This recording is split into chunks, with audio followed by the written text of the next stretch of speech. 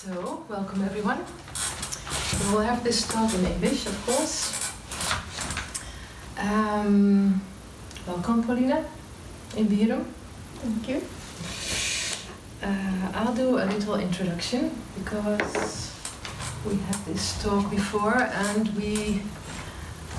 I made up some questions and you were thinking about the answers. Mm-hmm. So I don't know the answers, so I'll be as surprised as you are. And my first question will be to Polina, who's your father and who's your mother?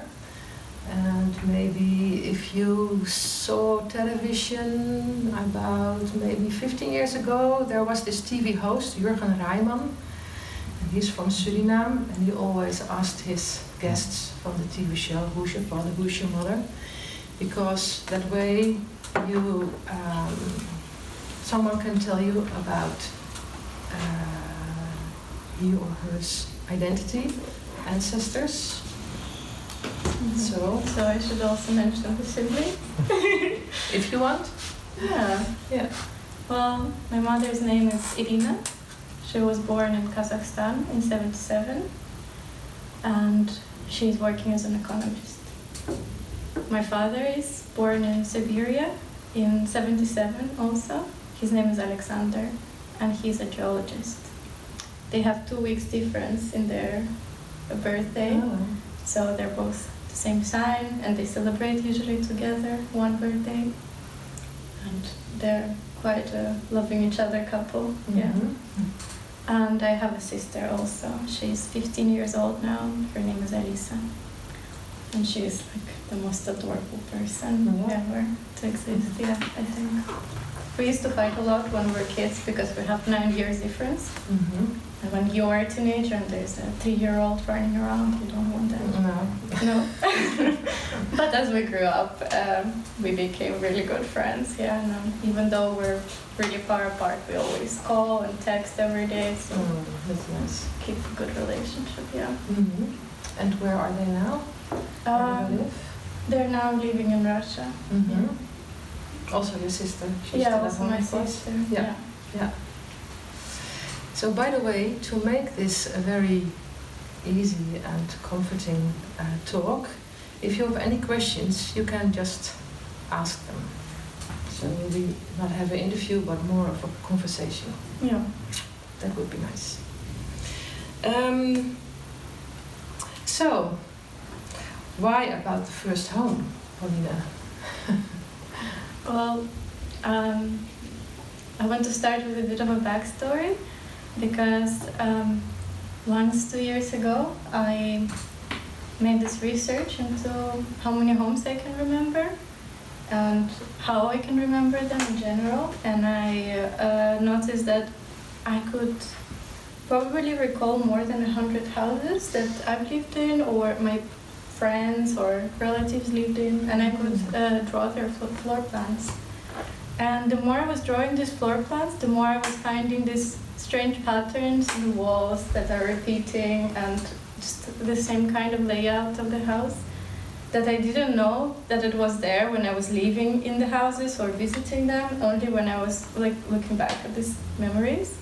And then I thought it was really interesting for me to go all the way back to my first memory of house and how exactly I remember it, because it this kind of memory is one of the more distant ones, I think, that is more of a attached to something rather than a more abstract first memory. The first houses? Yeah. Mm-hmm. Yeah. How come they all had the same floor plan? Soviet Union house building. Yeah, just in every city they're all the same, you know. Yeah. So that's why. But I never noticed that that was the same. Yeah. And how come you didn't notice they were not the same? I think because of the interiors and because every home was like inhabited differently. Mm-hmm. People with different personalities, you know. Mm-hmm. So it changes a lot. Just like these 4 walls, they can really shape shift in a way, depending on who lives there. Yeah. So then So I they- think it didn't really click for me. No. Yeah. So this eco-like architecture was personal and individual after all. Yeah. That's nice, yeah. Yeah. Mm-hmm. And yeah, it was really interesting for me because home, like house, is what we spend so much time in. So it in any way would make an imprint on you, rather even if you have like either good or bad memories there, but still because you spend so much time there, it is very likely that you would remember something of it. And I was really curious how people remember and what would they remember of a memory that is so far away, probably. And even if you lived in this house for all your youth and childhood, what did you remember from when you were just starting living there? That was, yeah, my curiosity, kind of. Mm-hmm. Yeah. So we already had a lot of other questions than we prepared. So I will just go look what's still. Yeah. Yeah. Well. Yeah. Can you tell us about your first home? You already told us a little bit, but your really first home. What do you remember? First home, I don't remember much. Because I was there, I was like 4 or something. Mm-hmm. And I think a lot of the memories come from the pictures that they have. But there are some, I think, from the way I felt there and the importance of the rooms for me as a child. Like, I remember that I had a trampoline, a small trampoline when I was a kid, in my bedroom.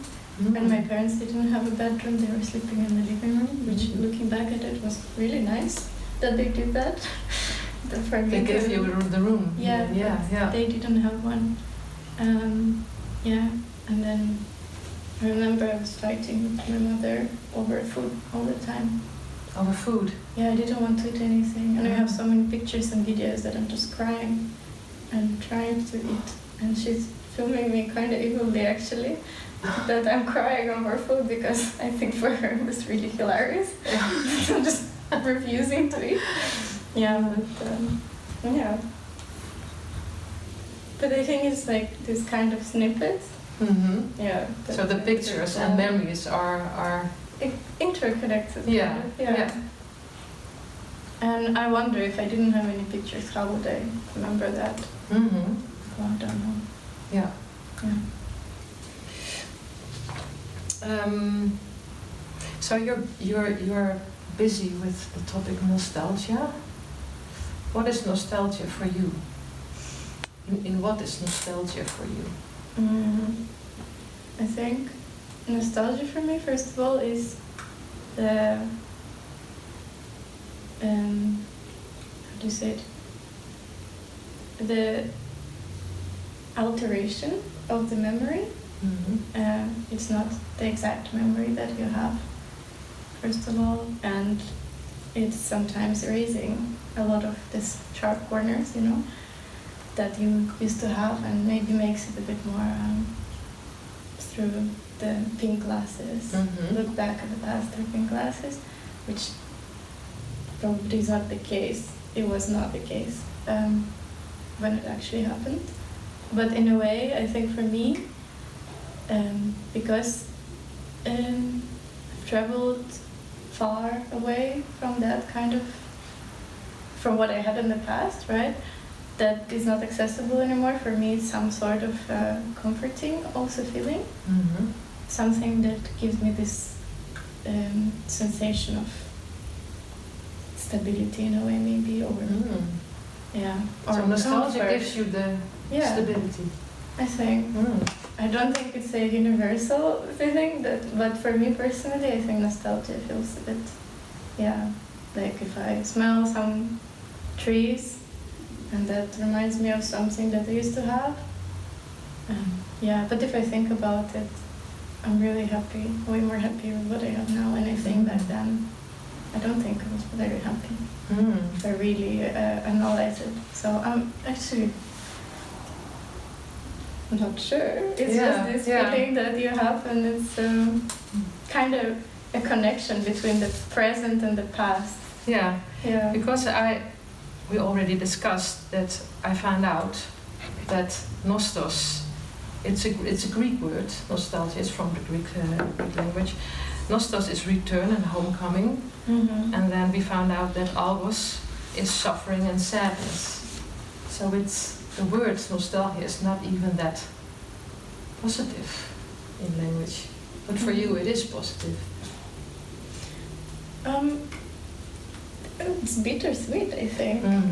Because there is always some aching that constitutes it. That feeling. There's something in your heart that's a bit hurting, you know? Yeah. So, I'll probably skip some questions because you tell so much. It's very nice what you tell. So, you interviewed guests because the exhibition is not about your nostalgia so much. It's more about other people.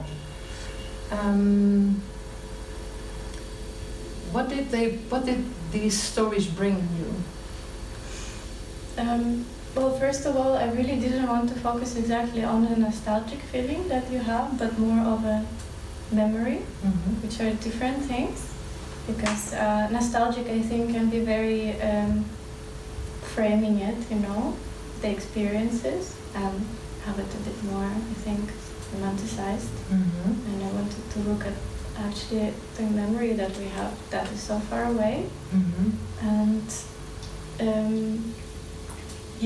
having the interviews was absolutely lovely. Meeting someone sometimes that you've never met before, and them really sharing something really personal in that way was very special.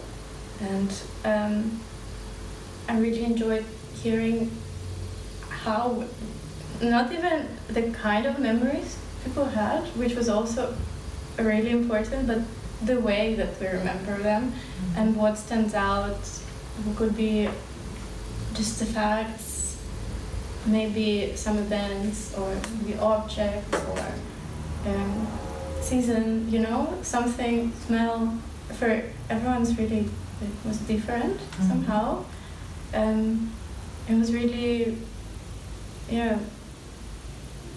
fascinating, I think, to uncover this and go back together in time and revisit it again. Yes. Because I saw the video and there are fragments of the talks you had, and it seems very personal. People tell you. Yeah. Okay, can you tell us what did the talks bring to the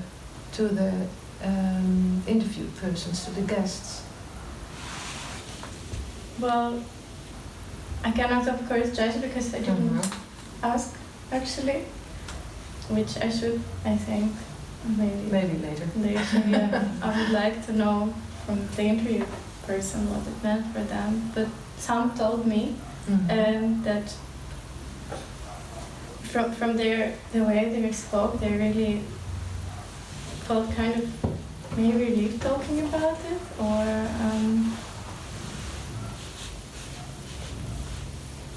curious, I think, to actually try to uncover this in their head again, because it's really hard actually to not just have a glimpse on this specific memory, but go more in detail about it. And it takes some work also to do that. And then you made drawings with them, I think? No, the interviewed people drew their floor plans for me. Or it was not only floor plans, some people left notes, some people left just drawings. Like one girl, she drew the kind of meal she used to have as a child. Sorry, the kind of meal? Oh, right, yeah. Illustrated one of the memories that she had. So it was really kind of open for but was also really interesting to see how you remember the house and what were the memories inside the house, how that kind of, yeah. Because a lot of times people didn't remember some of the rooms, you know? And in the video upstairs, you can see that if you're walking through the house, there's some empty rooms, or some of the houses are just empty, and you just know what the room is supposed to be, but there's nothing in it. Because there were no memories of furniture or... No. Some rooms or all of it, or Yeah. Are there any questions already? It's okay.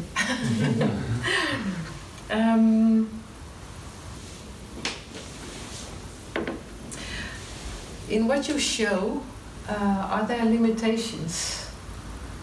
I mean, people tell you personal stories. Can you just show everything, or are there limitations in what people gave you, or how do you cope with all this personal stuff you got, that these people gave you? I wanted to create a space that is not only showing the specific people's memories, but also kind of encapsulates this whole experience of looking back so far away. So I wanted to do kind of both, more of a really precise from the memory kind of replication, but also the more vivid kind of writing, or to show that it's a bit distorted and can be changed. Yeah. So you took the freedom to make your own story out of the stories you were told, or? Not necessarily, but more of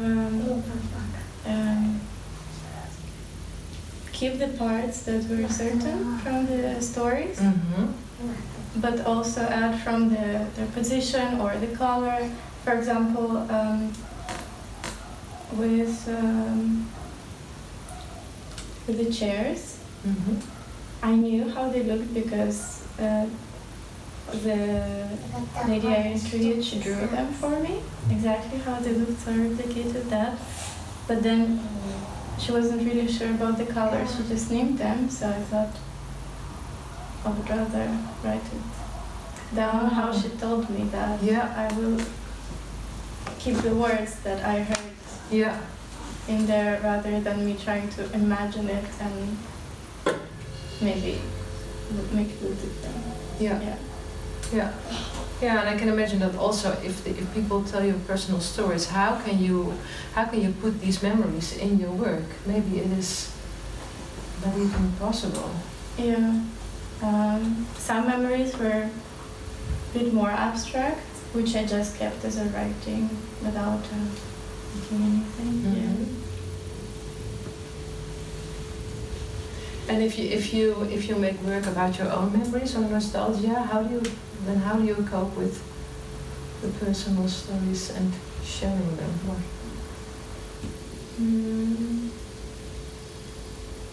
I'm trying to remember. My memory is not great. I'm trying to remember the works I did.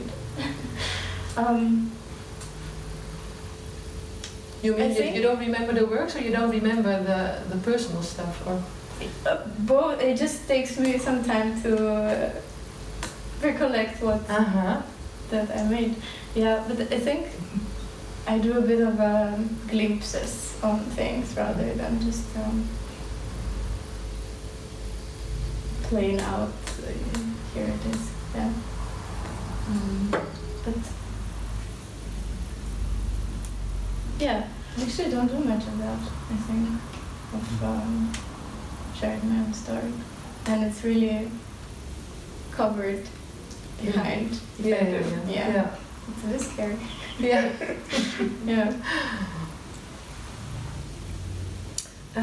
Let me take a look.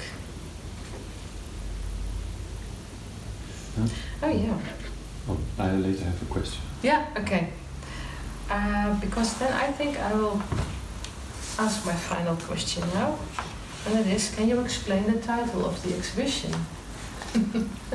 Yeah, well, I thought about many titles, and then I thought of this one, and I really liked it in a way that outpost is something, like as a word, is something far away and separated from the main kind of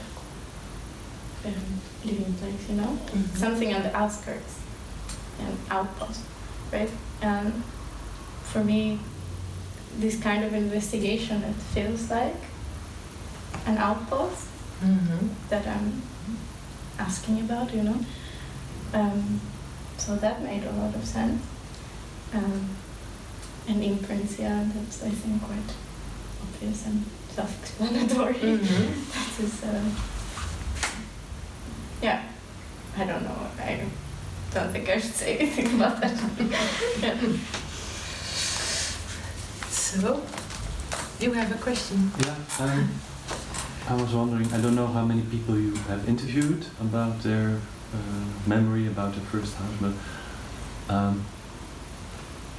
perhaps, can you tell perhaps something about the way they talked about their memory? Like, instead of, besides, let's say, the technical part of just, let's say, the organization of a map of a floor plan of the house, but also the, yes, I can imagine that the one telling about the memory tells also, the way they tell it, tells also much about the way they, let's say, experienced, let's say, their comfortable or their hopefully safe space where they were growing up.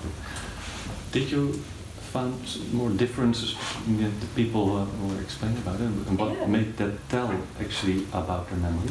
Absolutely. Yeah. I think because some memories were positive and some not so much. It also showed from the way that people talked about it. I was always extra like, please, if you want to tell me this and if you're comfortable with telling me, but it still shows in the body language and in the way how they speak about it, that maybe it's something, could be something sensitive or something that they have like a full heart of adornment for, and it really shows, and also shows the way that people really relate to the past also, and how they think about their past. Sometimes it's really just a more factual remembrance, and sometimes more from the kind of like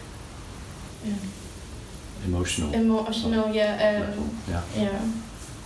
I think you can also see it in the videos. Yeah. Yeah. I think Anna, she's the one, she was born and raised in the house Klaas and I live in, so it's very interesting for us to hear what she tells. She's very physical in telling the story. Yeah. Excited and and full of surprise and still in the memory. yeah, there is a range of emotion for sure. Yeah. Where people talk about it, and it's more calm and just quiet a bit, and some that are really excited. Yeah. Yeah. Perhaps one more question, Sure, but it's also a bit abstract because I'm really thinking about myself, like, because you can tell a story, let's say, from really emotional from yourself, so let's call it first person, but you can also tell a story like a third person, like you're explaining, let's say, the theater or the three-dimensional. Let's say you're not in there, but you're talking about almost being absent in his memory, but you looking, explaining, let's say, the stage where it happened. You follow me? Yeah. I'm not sure I have a question about it, but it's just another way of also telling about or looking at things. Is it something that you recognize, like it's something that's more from inside or it's more from the outside? How does that balance? Let's say that's the question. How does that balance with you? Yeah, I notice for myself personally, if I try to describe something from my past, I am really more factual, I think, because I don't remember the emotions that I had actually anymore, and I only remember the walls or the house or something, but I don't really know the feeling.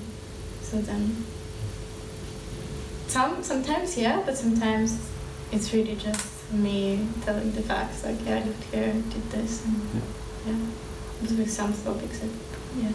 But and I think also, I think we just look at it differently in the past.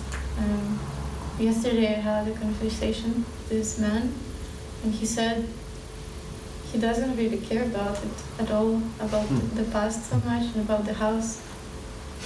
He doesn't remember it, and he doesn't care. Yeah, so that's also a possibility, yeah.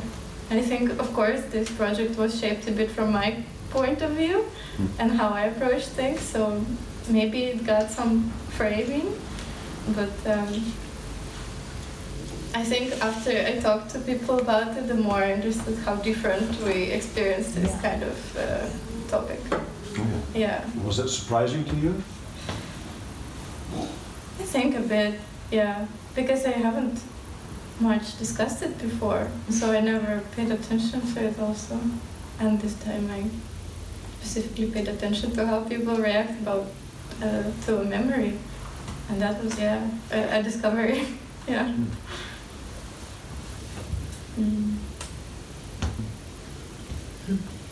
I also have a question. It's a bit in line of Sander's question. A disclaimer, I haven't seen the attic presentation, but you told something about your own past, and you said like 10 minutes ago it can be like scary to go there. And you said when you're like sharing something about your personal history in the world, it's more like factual, but yeah, isn't that like a interesting place to go as an artist to like, I mean, it's not that you have to do it, but yeah, could this project be like a starting point to investigate your own personal history more and on a more like deeper level? Did that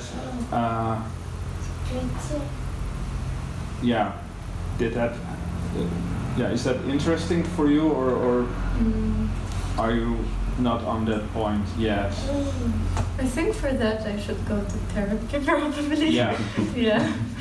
Because then it's more like something that I have to work with, you know? Yeah, it's Why a bit of I a relate mean to question, but you said it's scary, so then I thought, maybe this is like an interesting place to go, but I don't want to like push you in a certain direction, but I was also like wondering what's the relationship between like other people's stories, because I can imagine you by other people's stories you are also like confronted with your own personal history, I think. Not so much actually. Okay. I think in this project I haven't really directed these thoughts towards myself, rather than I was trying to analyze what other people are telling me. Not, yeah. Maybe I directed them in a way that pushed things, but not that it reminded me of something of my own. Yeah. So that I wouldn't say, but I think it could be interesting and to experience the unpleasant, I think, also in the past, which for now I don't really have interest in, but I'm not saying that it's not going to come. Yeah. I can imagine it's a process. Yeah. Yeah. It will, somehow it will maybe. Yeah, it could be. Yeah, maybe it's too early. I mean, or too early. It's another stage now, Yeah. maybe in the process. Yeah, I don't We'll want to see. like push you in a certain direction, but I was just wondering what's the relationship between other people's story and your own story, but Yeah. you explained well. Yeah. Well, we meet in 10 years, and then We'll see. we'll see. What I uncovered in my own memory. Yeah. And I also have a question. You started doing that here, asking people talk about their first home, or did you also try it before and then in different countries? I actually started it 2 years ago, right? Because when I had this project that I told earlier about me trying to remember all the living spaces that I lived in the exhibition I actually had conversations with visitors that they started remembering their homes, you know, and their first homes, because part of the installation that I made, it's here in the newspaper, a picture, is my first home. So then I kind of started having these conversations with visitors, and that led to a lot of times them mentioning something about their home and remembering it. And then next days I brought some papers with me and thought, well, since we're already talking about it, I might as well ask them to write something down or draw something. So that's where this project came from, that I thought it would be really interesting to explore more on this subject. And in the room over there, some of the drawings are also from that time. Yeah. From the starting point of Yeah. By the way, you're all invited to maybe add some memories or drawings in the little booklets. Oh yeah, Polina you were put there. wondering if you were allowed to sit on the chair and look into the book. Because Yes. it seemed like a stage even. Oh. and maybe a bit forbidden to touch. That we did anyway, but Let someone else do it. you did it, yeah. I think over time you will see that books are already kind of okay. bended and worn, so it would be more, now they're really fresh, so it looks a bit scary maybe. But yeah, it is a questionnaire there with a space for you to write or draw something about your own first home I memory. already did it. And No, yeah, not yet. I'm preparing now. yeah. I'm really curious to see how they're going to fill up at the end of the exhibition.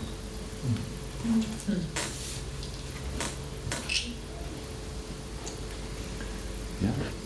But yeah, I have another question. Yeah. Because upstairs you see those. Well, I would almost not say the material, because it's like objects, like for example from a house, but then like a dream, or it's white, it's materialized, but then not the natural material. So is it really? Is it more the? Yeah, now I'm filling in perhaps, but let's say the visualization or the materialize something you can't materialize because it stays in your head, but you connect with the material, or let's say the gap between material and the mind. Is this why it's in this, that you chose this material? Perhaps that's the question. Why did you choose the material? Yeah, I wanted to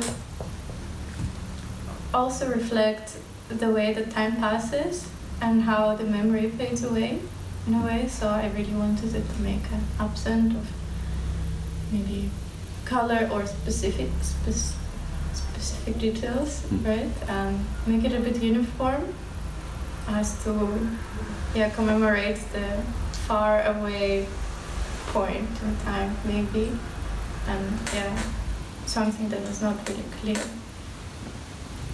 I don't know if that was successful, but that was the intention. Well, I like that idea, because you did not even skip the color, but also skip the material, because it's this material can't really feel it or touch it, and it's like this 3D blocky Like drawing. Flowers or plants which don't smell and are not soft. It's like this unable to touch the memory. This is an this is not visibility. real in a way. Yeah. Yeah.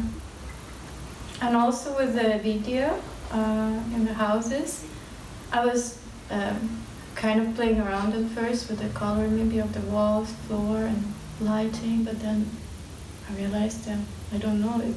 Why would I put the color there if I don't know it and I don't know anything about it? So I left everything empty, as that information was not provided. So, yeah, sometimes it was, but sometimes really not. And I kept in the video also the drawings that you see everywhere is the drawings by people who left them, and I just put them in the houses as the furniture, because sometimes they draw the furniture, and I just placed it in the rooms where it belongs from the drawing that they received. Yeah.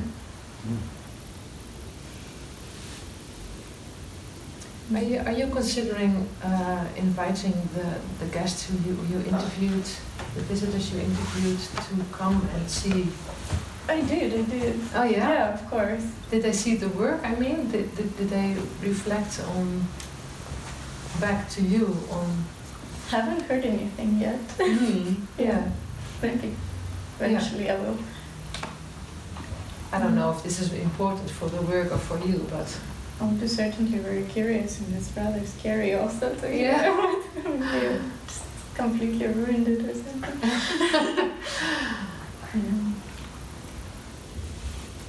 yeah. I mean, how open is it for them to see this? Oh, I told everyone who interviewed that it is open here and they can visit and everything. Yeah.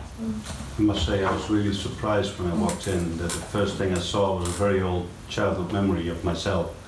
Yeah. The one with the...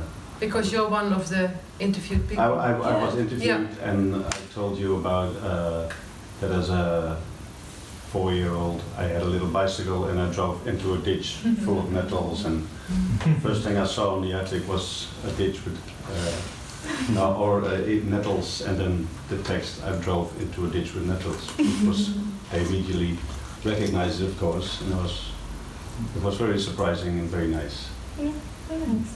Yeah. And also the drawing of your house is one of the videos. That Oh, really? Your house is also there, yeah.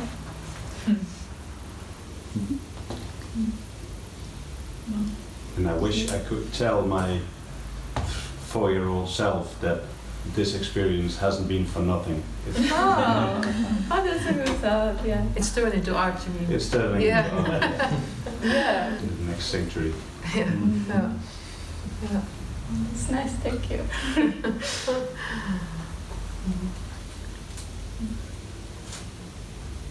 So, shall we quit? Are you okay with this? Yeah. Thank you, Polina. Yeah, thank you. Your questions were really nice. Okay, let's have a drink. Yeah.